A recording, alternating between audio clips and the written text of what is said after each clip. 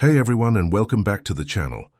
Today we're diving deep into a filmmaking technique that's so fundamental, yet so often overlooked, especially by beginners. It's all about matching your shot sizes, and trust me, mastering this will instantly make your videos look more professional and feel so much smoother for your viewers.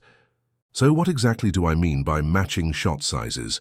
It's a core principle of continuity editing. The basic idea is that when you cut between two shots of the same subject, there needs to be a significant and intentional change in the shot size or camera angle. If the shots are too similar, the cut feels jarring and unnatural. It creates what we call a jump cut. Now, jump cuts can be a stylistic choice. You see them all the time in vlogs for comedic effect. But in narrative or polished content, an unintentional jump cut just looks like a mistake. It breaks the viewer's immersion and pulls them out of the story. Let's break it down with an example. Imagine you have a medium shot of someone talking. If your next shot is just a slightly tighter medium shot, maybe just a few inches closer, the cut will feel abrupt. The person's head will appear to jump in the frame for no reason. It's visually distracting and feels amateurish.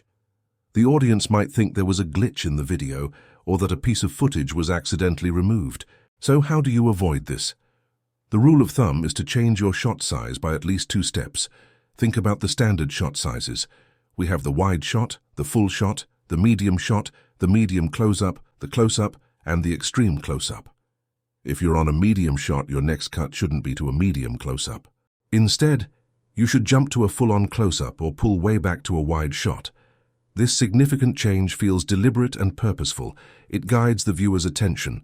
A cut from a medium shot to a close-up, for instance, tells the audience, "Pay attention, this detail is important," or "We're getting a closer look at this character's emotions now."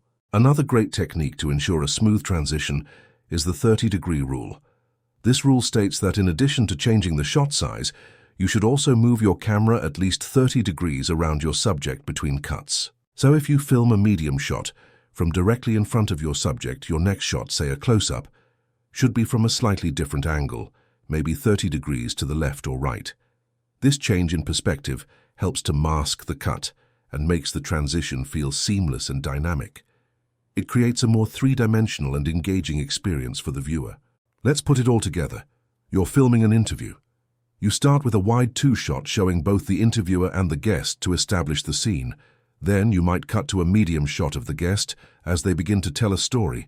As they reach an emotional peak in their story, you cut into a tight close-up to capture their expression, but you make sure this close-up is from a slightly different angle than your medium shot. By following this logic, you're not just cutting for the sake of it. Each cut has a purpose and contributes to the narrative flow. You're creating a visual rhythm that's easy and enjoyable for the audience to follow. So next time you're out shooting, think about your edits before you even press record. Plan your shot sequence. If you're filming a single subject, get your wide, get your medium, and get your close-up. And remember to vary your angles. This pre-planning will save you a ton of headaches in the editing room and will elevate the quality of your final video immensely. It's one of those simple changes that makes a world of difference. Thanks so much for watching.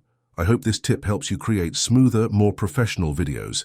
If you found this helpful, please give this video a thumbs up and don't forget to subscribe for more filmmaking tips and tricks.